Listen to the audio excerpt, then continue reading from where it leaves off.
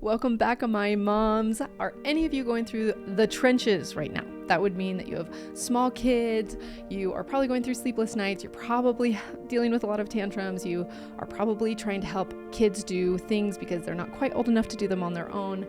Well, if you are, I have brought Shaylee on to this episode because she is the mom of 4, and she currently, all of those 4 kids are 5 years old and under. So she's in the thick of the trenches, and yet she is thriving. And I want you to see why, and I want her to be able to explain to you why she's loving this. In this episode, we talk about something that we both went through, which is the program called Positive Parenting Solutions by Amy McCready. And we say some very specific tips that can be a game changer for helping you not be so stressed in these really hard times in the trenches. And so I hope you guys will love this. We laugh a lot in this episode. She's so animated, and I can't wait for you guys to see it. Let's dive in.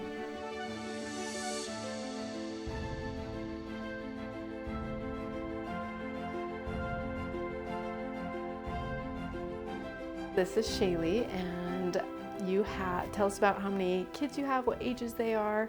Yeah, well, thanks for having me. Yeah. I have 4 kids. My oldest is 5.5. She turned 6 in November, and my youngest just turned 3 months. Nice. So I've got 5, 4, 2, and 0. Wow, you're looking amazing for having a 3-month-old. That's incredible. Well, I have 4 kids. Gotta chase them around. That's right. That's right. Okay, so tell me, what made you choose to want to have kids? I've always wanted to be a mom.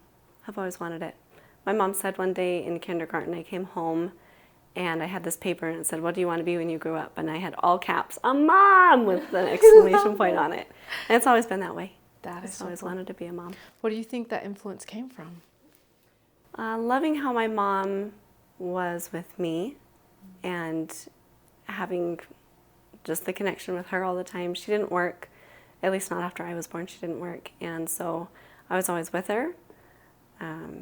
Of course, we always had the mother-daughter battles at times, but we also have a really good relationship, and I saw how she was a mom, and I saw all my aunts, and I just loved everyone and wanted to have that for myself. That is so cool. That is so cool. Okay, so you asked a question earlier about how do you keep a house clean with kids? And I think that's a big struggle that probably every mom is facing. Yeah. Because we all make things dirty and we all have a hard time keeping our space like neat cleaning and up after clean. yourself is one thing. Yes. And then you have everyone else in your family, and you know if you're rushed with something, like you got to hurry and eat and get out the door, that plate may not make it to the dishwasher. Yeah. So same with everything else. Like if you're hurrying to get somewhere, then you got to come back and you've got a lot to pick up. A lot to pick up before that, yes. And I feel like with kids, it's not just natural to like clean up after themselves, but there's no way a mom can clean up after one kid or 2 kids or 3 kids or 4 kids. Okay, so I saw this TikTok, and it was this guy that was like kids cleaning, or kids who were born in the 80s cleaning. And he's got his headphones in, or he's listening to music, and he's got this whole sink full of dishes. And he's just going at it, and someone hands him a dish, and he's like, yeah, and he's going at it. And then it's like a kid born in the 90s, and it's like, fine. It's like kind of going, and then someone hands him a dish. He's mad and takes it. But there's still music going, but Like and then a kid from the 2000s like, no! And he faints. So, I've got to see that. Not my kids. Oh my gosh, that is so funny. So I was like, hey, we need to like actually pick up.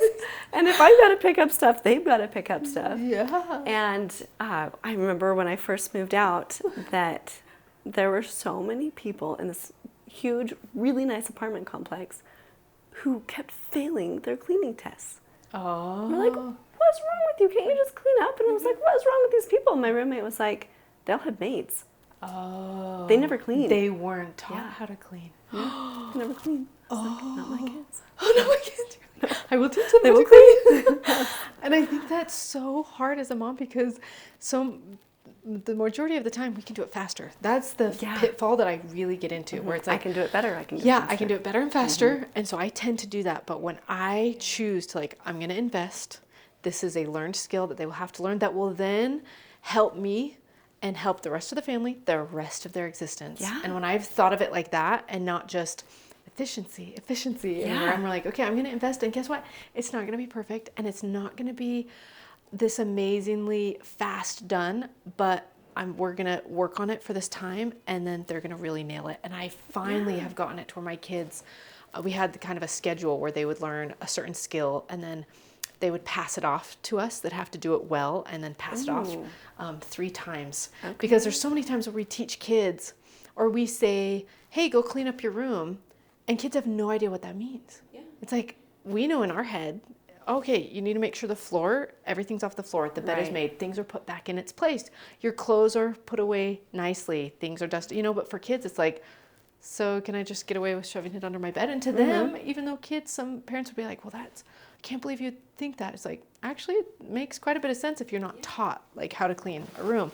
Yeah. And so we did that with just different parts of the house, and it has totally changed how much weight is on my shoulders, because I know, hey, my kids can unload the dishwasher seamlessly every morning. And you can trust them with that. And I can trust them with that. And they do it before I ever even ask them now. It's just, this is a part of our routine. You come downstairs, one kid is unloading the top, one kid is unloading the bottom. And now it's built into our routine to where it's seamless. Like, I don't have to tell them. I don't have to remind them. And I think a lot of parents are like, how do you get your kids to do things without yelling at them or reminding them? And I think it is like teaching them that skill and then having it built into the exact routine and being consistent. And then things can just work so much easier. So much easier. Yeah. We follow the positive parenting solutions that I saw it on Instagram several years ago. And so we bought it for like $100, and we're still going through it, and it is still helping so much. Nice. And so we do that. And so cool. With like, we have the when then routines of like, well, when this is done, then you can do that. Yeah. I love that one. Yeah. I actually did her program years ago, and I've loved what she teaches so thoroughly too, of like, and why, like the whole backing of why kids function certain ways, which is huge. Yeah, which is huge. And even the when then, I used to do like if when, like, oh, if you do this, right. And just even like the one subtle change of when then instead of if then, I think is big, because you're not questioning them. You're expecting it and confirming to them like, oh, I know you will do this. Right. It's just when you choose, and you're still giving them that agency, but you're not saying like if you do this. Right. Yeah. I did give my kids an if today. I have someone come in to clean the house tomorrow, because we're having our baby's baby blessing on Sunday. Wow. So I was like, I need someone to just come and like clean everything, and we'll get it all picked up. So I told my girls, I was like, you can choose to clean your room today, and if you do that, then this lady can vacuum it. And if you don't choose to clean it, you still have to clean it tomorrow. But then you also have to vacuum it. I've totally done that with my kids. I'm like, it's up to you, but this would be another thing on top of that. One thing that I've done that's really helped as well, that I learned from a woman named Marie Ricks, is she's a professional organizer, and she would do what's called the neat before you eat. So like neat, like tidy, neat before you eat.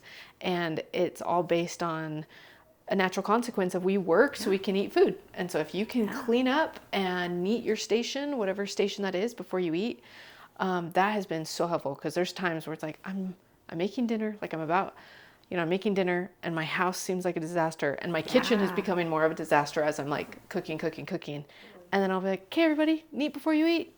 Here's 5 minutes or 10 minutes, and I'll put it on the timer, and it's all done. Like every station is done.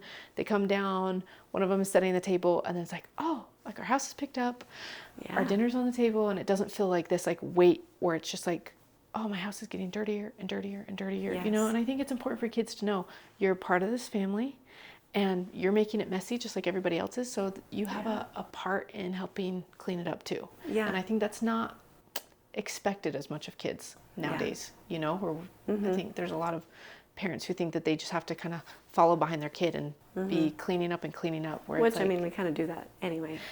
And it still ends up. It's like, we can't possibly, I mean, I've had it where kids, it's like, ooh, let's play with these army men, dump, you know, and then stuff, and like, and then they end up upstairs in the basement. Upstairs and downstairs, we can't possibly clean it, like, all of it up on our own. And so giving that responsibility back to the kids, I think is so important. Yeah. My daughter came running upstairs after they had to clean up some stuff. When my husband got home, he went downstairs and helped them know what they had to clean, and they had a game with it, and I still don't even know what the game is because they just did it. But she came running up, she's like, Mom, we cleaned the basement. And I was like, great. How does it feel? It feels so good. Yes. And I was like, yes. That was a good question to ask her. Like, instead of just, hey, I'm an authority figure and you're cleaning it because I'm telling you, it's, how do you feel about it? I love that. Like, really getting them to realize that there's an intrinsic motivation. Yeah, instead of being like, I'm so proud of you, they don't really care.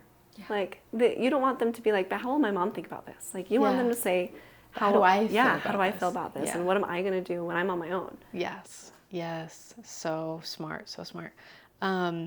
Another one that has been really helpful. So we do neat before you eat, before dinner, and then after dinner, because then, you know, everybody's eaten and meal has been done. They want to play again. Yeah, they want to go play again. And we do jams, which is job after meals. And so we turn on music, big loudspeakers. That sounds so fun. It's fun because I feel like so much of parent, I don't know if you have gotten to the point in the program of parent ego state versus child ego state. So much so parent ego state, for those listening that don't know, is where it's the command, demand, correct, you know, we're in that a lot. And the child ego state is where it's youthful and fun and high energy. And I remember learning where if a parent is in the parent ego state for more than 30% of the time, then there's guaranteed to be power struggles. And I was like, that's so crazy. So we're commanding, demanding, and correcting so much of the time that it's so nice to, like, all I have to do is be like, okay guys, it's jam time. We turn on the music, and in the wintertime when it's dark, we have a strobe light that we turn on, and everybody has their stations, and within 10 to 15 minutes the whole kitchen is done. And then if anybody stops, what we do is we're like, we can either do this fun, but if anybody gets distracted, which happens, I just go over and turn off the music. I'm like, now we have to do our jams without music. And it's like the kids are like, oh, you know, because everything is so much more fun when there's fun dance music playing in the background. Yes, definitely. I'm gonna have to try that. It's really fun.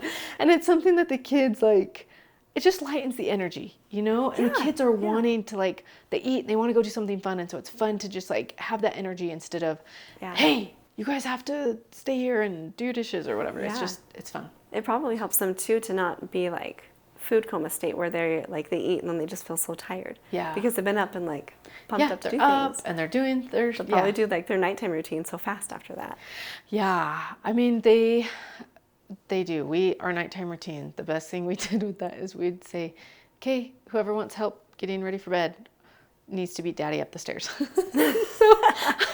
so because it used to be like herding cats, getting kids to like get up, like just to like all get into upstairs, you know, because then they are like, ooh, let's go play. Like, no, let's go up. And I don't want to like, again, like command and direct them over and over and over again. And so we made it into like a fun game where I was like, okay, anybody that beats daddy up the stairs. And I did something wrong. This was a mistake that I made before I learned about, I haven't done a huge amount of study, but I've done a fair amount of studying into sibling rivalry.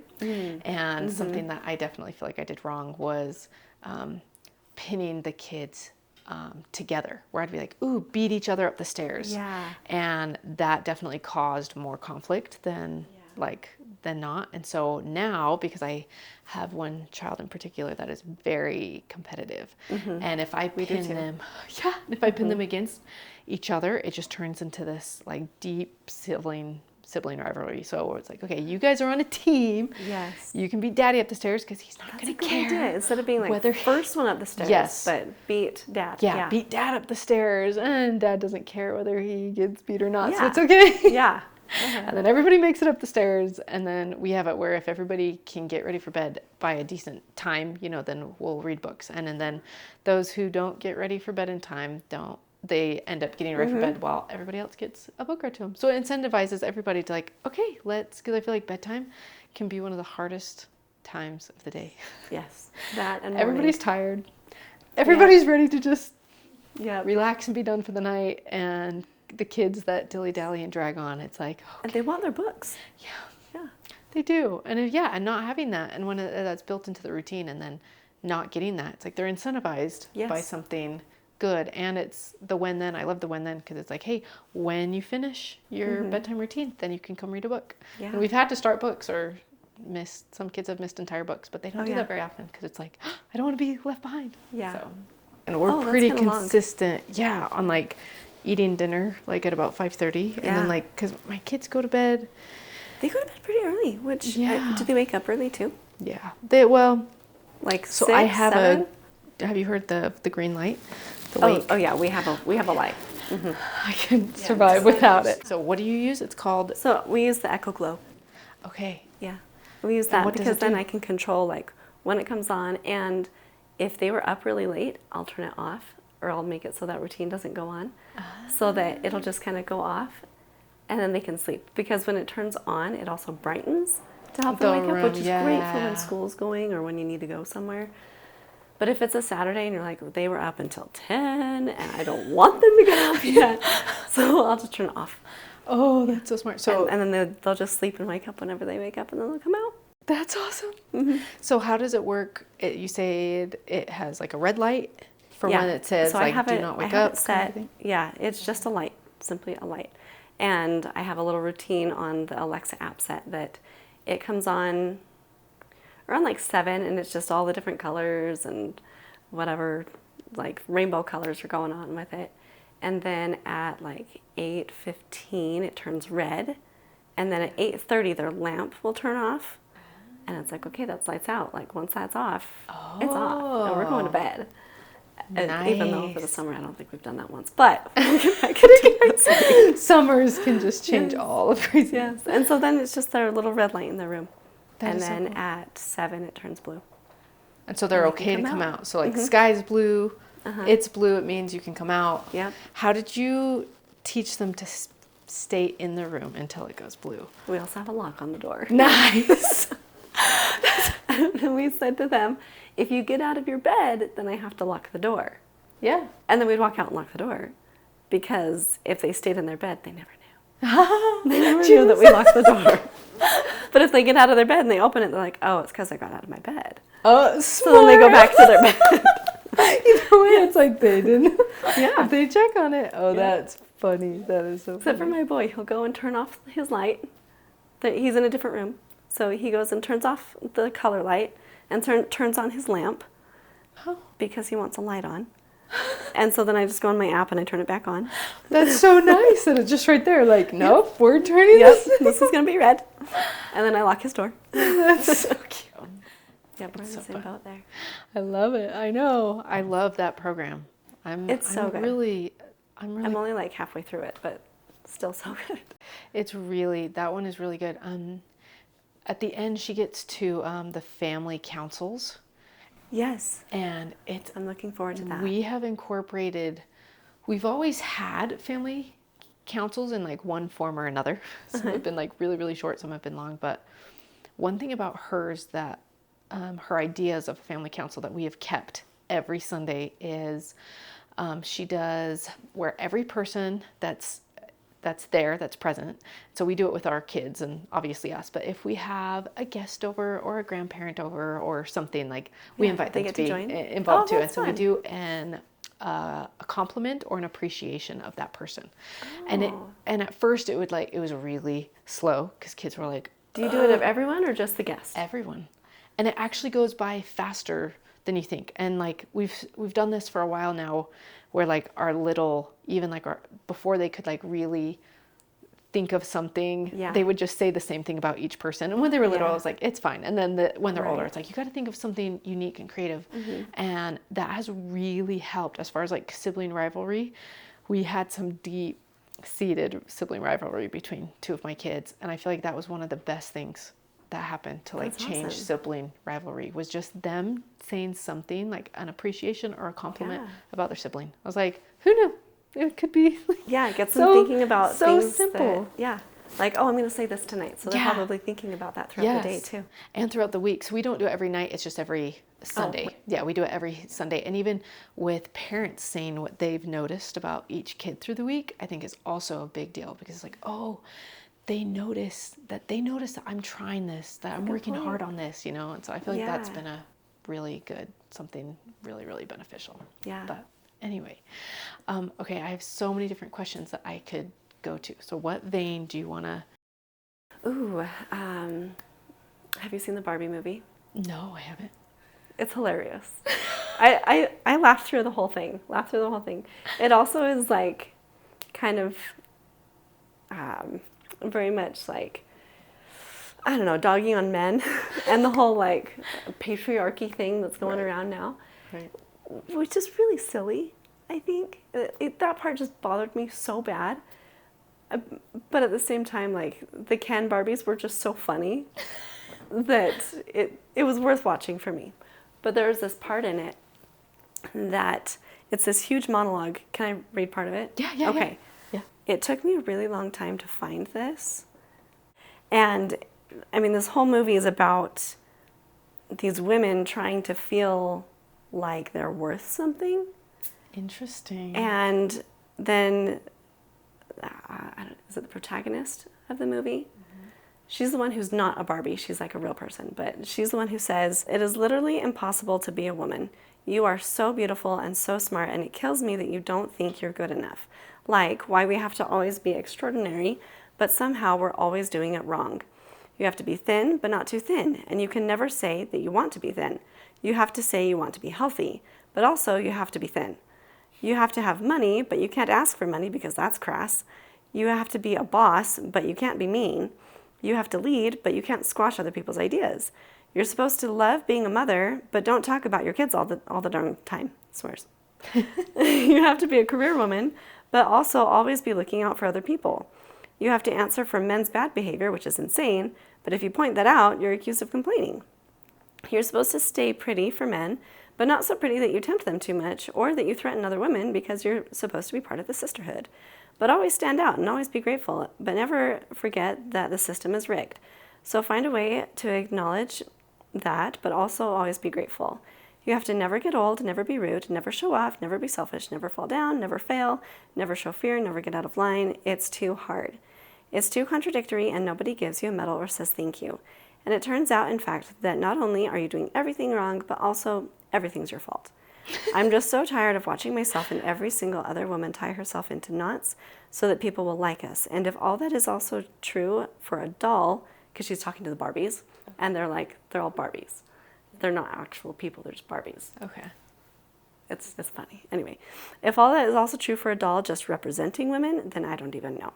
And after that was said in the theater, the whole theater applauded.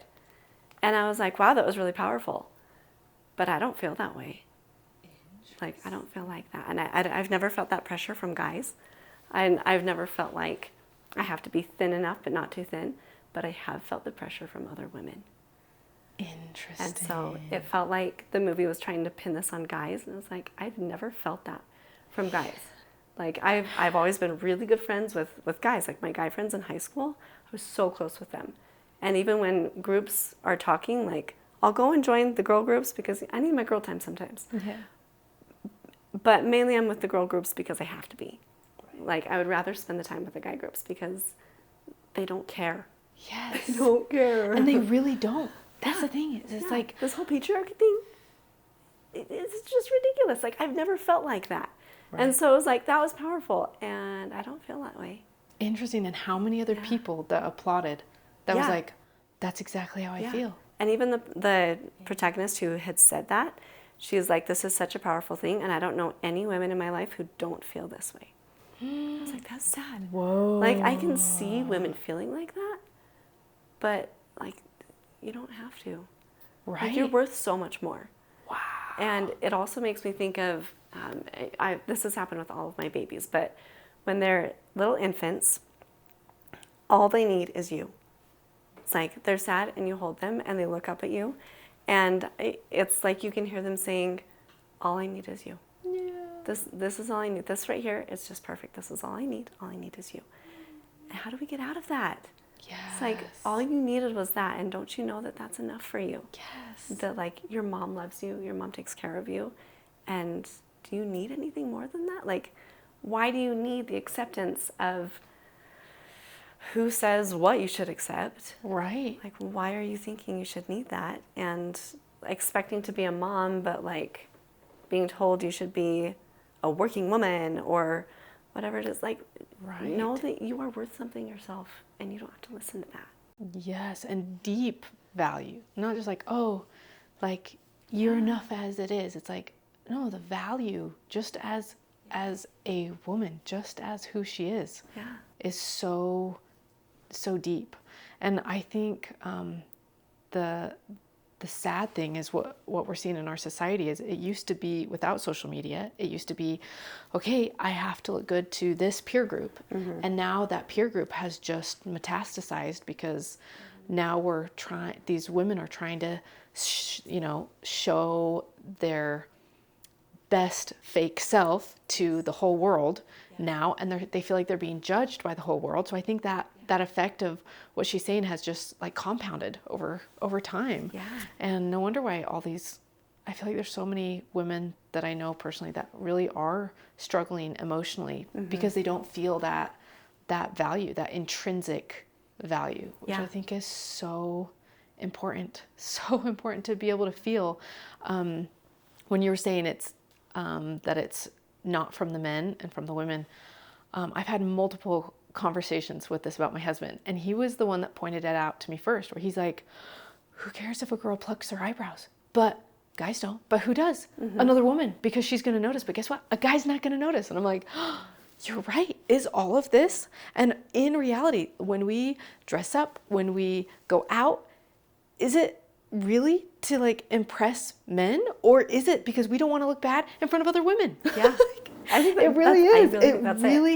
I totally do. I think it is just this cycle that we have gotten into, and how do we break that? How do we just take all of that away to where women can feel just valued in who they are, But also not going to the flip side of, I'm just going to wear my sweats and not do anything and hardly even brush my hair before I go out. Because like when we go out, we see these older women who are in their 70s, 80s. They're dressed nice. Yes. Even like the older guys, they'll go for a walk. They're in slacks and a button-up t-shirt. Yes. And they've got their nice little hat on. And they have,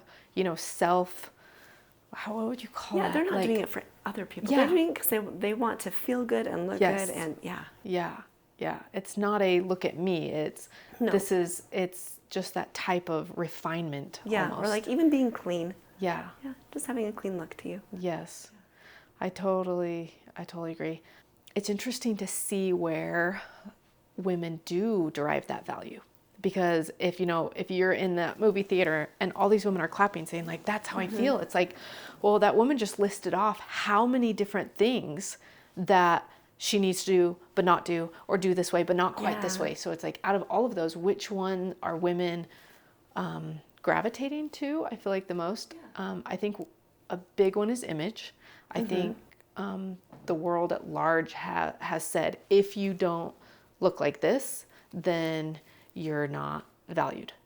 And that's so sad. That's the world's messaging, which is not true at all. But yet, how many women are comparing themselves to a photograph that has been majorly changed from the original in who knows how many different ways. And I think another one is women feel valued where it's like, oh, if I have this type of income, or this type of a role at work, or this type of, and I had a really good talk with a friend of mine a number of years ago, and her friend was really successful in the career world, and decided to change jobs, and so she left.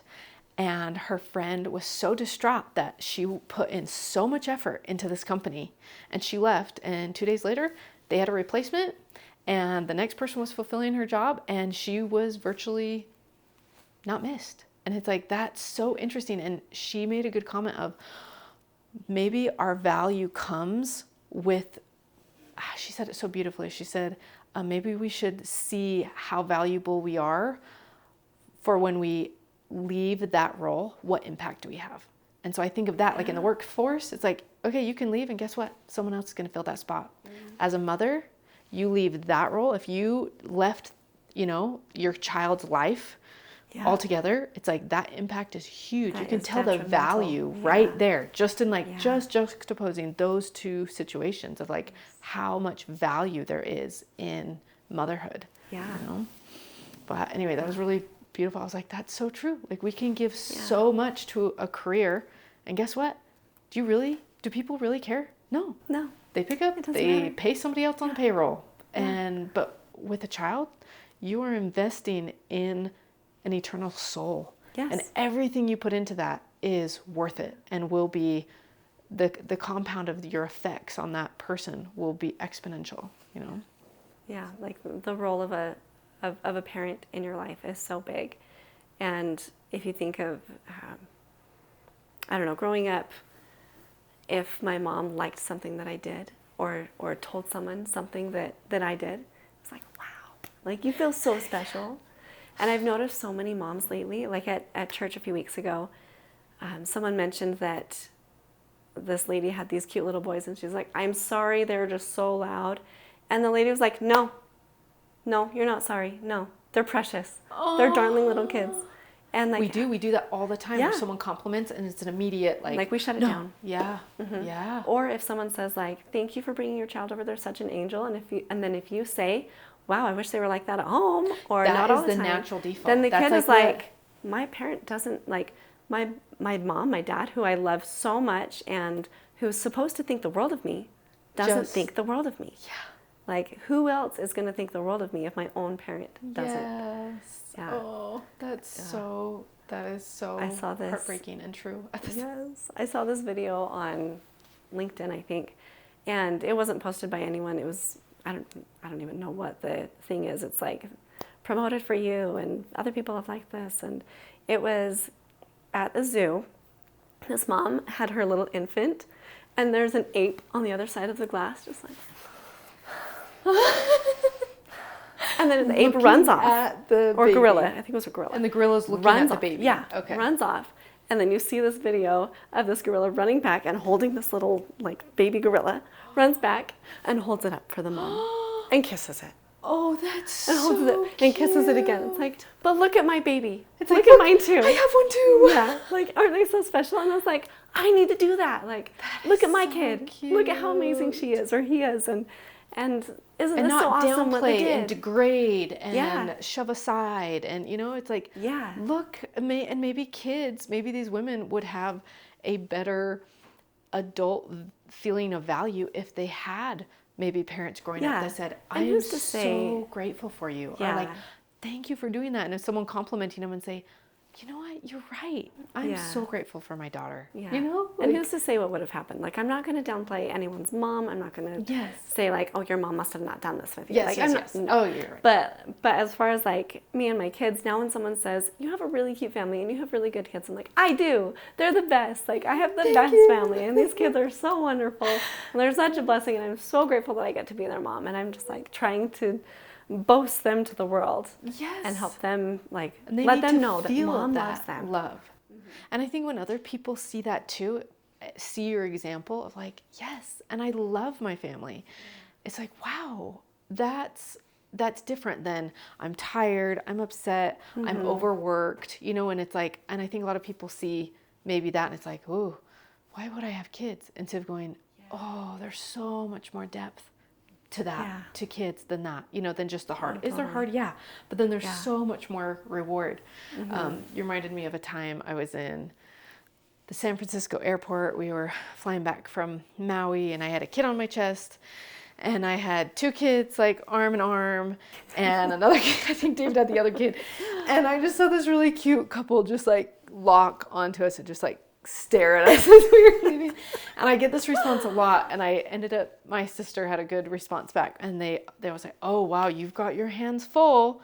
And a lot of times parents will say something negative, yeah, it's so hard. Yeah, like, oh, like, yeah, we don't get any sleep or whatever. And I say, yes, I do.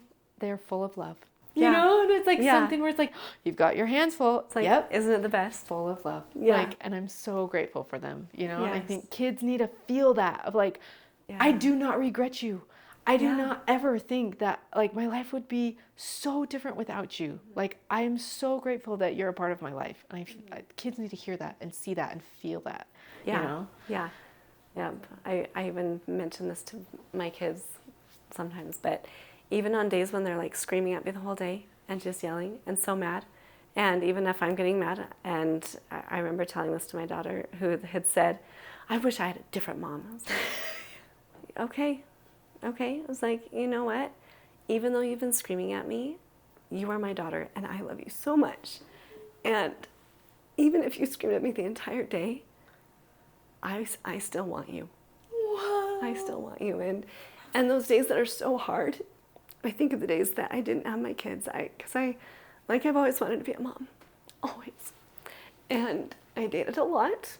And there was lots of marriage talk with some guys that it didn't work out. And then I met my husband I met him when I was like 24. We got married when I was 25. I wanted my family. I wanted them, and I've always wanted them. And when I think of like these days are so hard, but what would I give if I didn't have this? Or if this child died, what would I give to have one day of screaming back in my life? Like, what wouldn't I give? I'd give everything. I'd give anything. Yes. Oh, that is really touching. That like gave me chills. And to show your daughter that true charity, that true compassion, that true like on the genuine of that love that she can feel in that moment. And it's so true that we,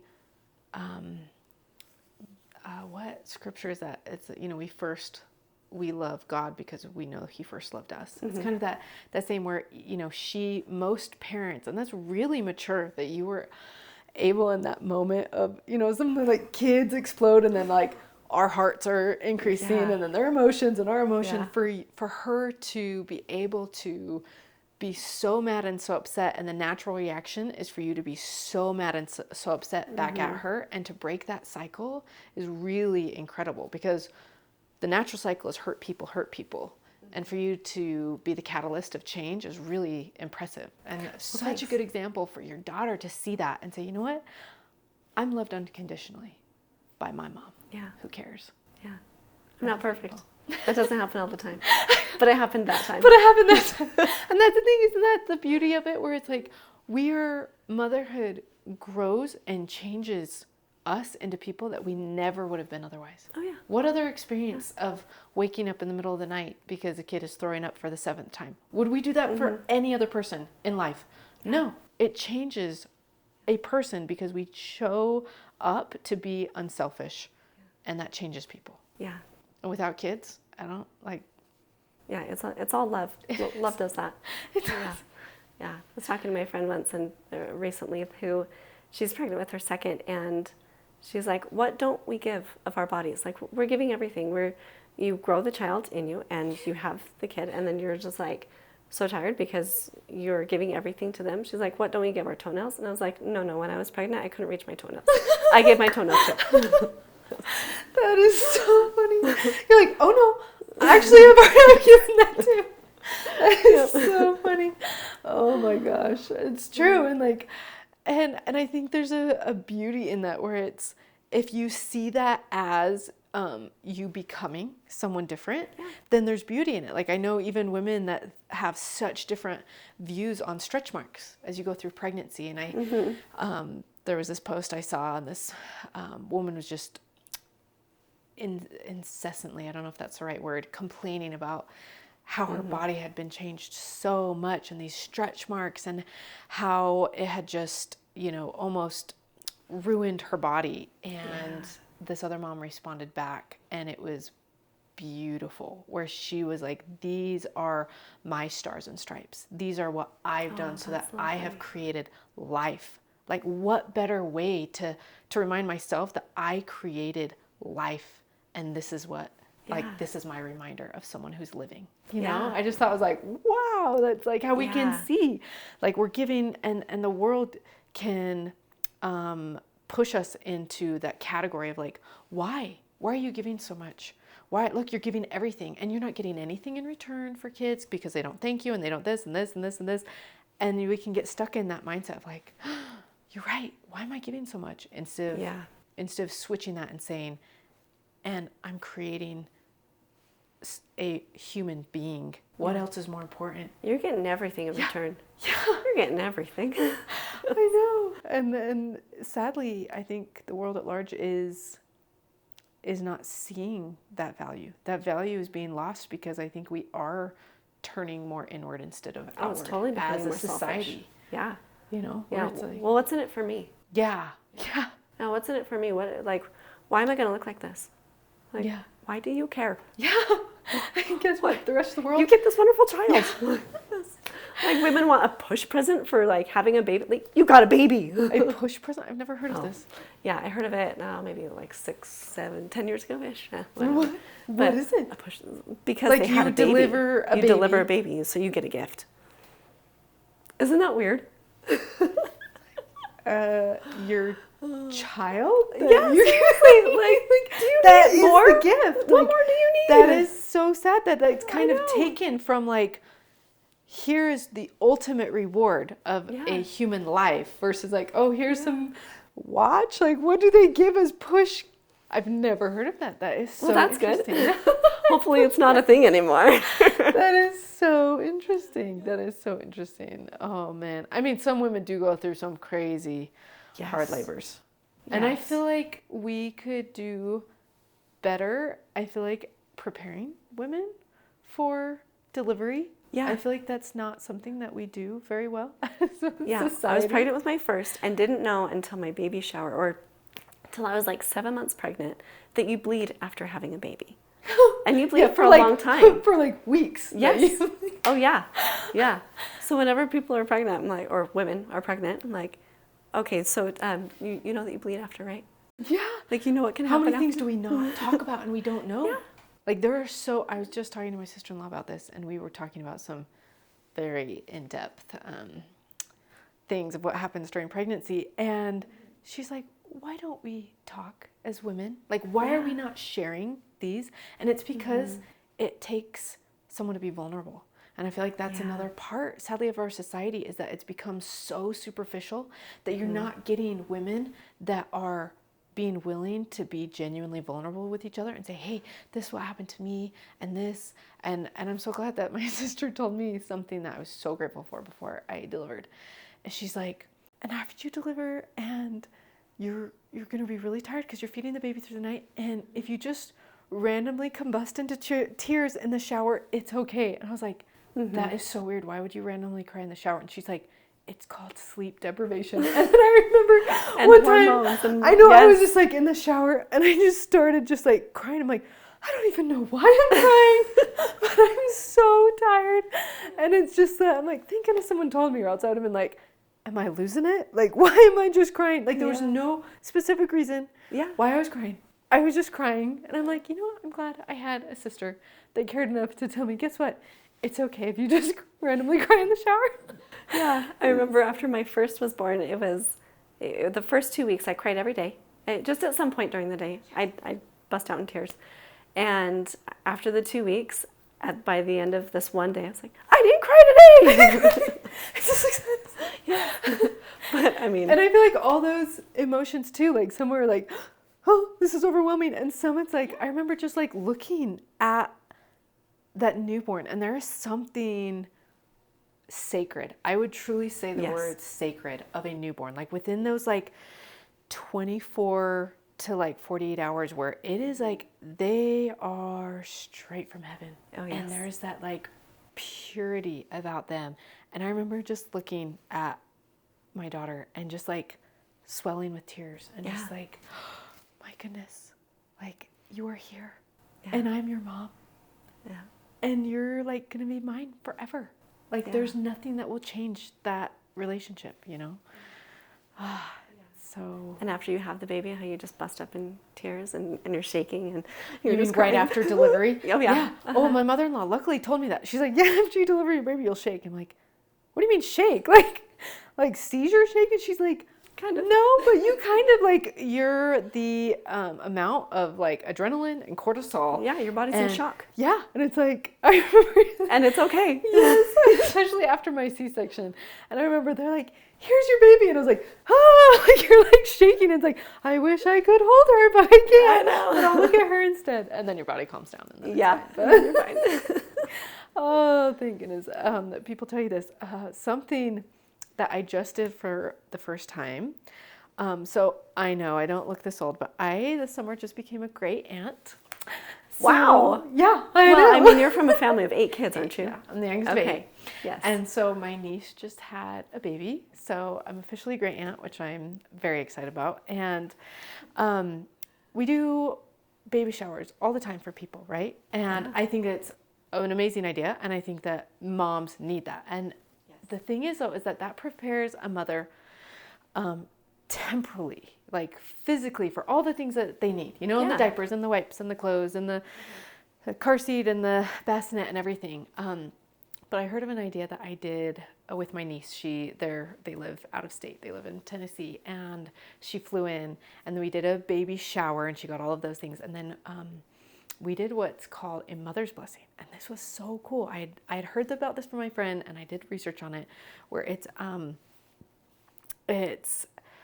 think it's I can't remember what tribe, which Native American tribe that it has originated from, but different cultures throughout the world have done something similar. And I feel like we've lost the idea of rituals in general in our society, which I think is really sad. But so what it is, a mother's blessing, is the like spiritual side of preparing for motherhood. And so I asked all of the moms that would be present, all the moms in her life, or anyone that had been a mom that we invited to, and it's a very intimate setting. And so it was her, her grandmother and her mom and her aunts, and so it's not meant to be like a big, like the baby shower is like, and it's all about the baby. The baby shower is about the baby. This is about the mom. And anyway, and we all got a charm for her, and we got a charm bracelet. And so it's meant that each mom gives her a charm with her blessing, her testimony, her encouragement for this mom to take on the mantle of motherhood for the rest of her life. Like, you have a baby and you take on a role that you had never had before, and that changes you as a person. And so we all bought charms. We all like had a story, our encouragement, and then we all gave her the charm, and she put it on the bracelet, and then she brought that in with her as she delivered her baby, so that she could remember all these women that are there supporting her, like transitioning into motherhood. So did you write that down? Was it video? How did you do that? So we had people here. There was a few people that weren't able to be in person, and so they called over the phone. They sent me their charms ahead of time, and then because I hosted it, and then they called on the phone, and then the moms that couldn't be here, she had another shower in a different like baby shower in a different location, and then all the other women like on the other side of the family did it for her there. Oh, so cool. Yeah, it was just like an oral tradition. So they just talked to her and said, this is the charm. And this is the charm, and this is what it means. And there were so many like beautiful ones, and some that I was like, oh, are they all going to end up with the same charm? Totally different. Like, all of them were totally different. Like, anyway, I could go into all of it. It was beautiful. It was like that's a really cool idea, and like the symbolism and everything. And now she can like look at that and be like, this is all these women that care about me and that value me as a mom, not just the baby, but my mantle as mother, Yeah, that was really cool. One of the questions that I've wanted to ask each woman is, out of all the moms out there that are watching this, every mom goes through hard. Every mom goes through those sleepless nights, or those worried nights, sleepless nights with a baby, or those worried nights with a teenager, and everything in between. What encouragement do you feel like you can give the moms that are watching this right now? To keep on going on. Keep striving your hardest, and even if you don't see the results right now, that will come, especially when your kids have kids. And I remember someone saying that when they had their kid, they realized in that moment how much their parents have always loved them. And so true. Like, you realize how much you've always been loved by your parents. And if you keep going and you keep loving your child and trusting in God, turning to God, because He knows them better than you do, loves them more than you do. You may think it's not possible, but it's true. And turn to God and keep going, because your kids will look to you, whether in this life or the next. They will look to you, and they love you, or they will love you, and they will thank you sometime. And you don't need the thanks. Don't expect the thanks from it, but just know that they will appreciate you. Yes, they will appreciate you, and yes. I totally agree. And they will. It's like, and sometimes it takes that maturity. Our brains aren't fully developed until 25. Yeah. And to give them that credit of, you're not fully an adult until 25. And I think parenting never ends. We're always a mom. We're always a mom. We can always be there for our kids, and we can always help them feel loved. Yes. You've been so great. This has been so much fun to talk tonight and have you over. Thanks for being on the show. Well, thank you.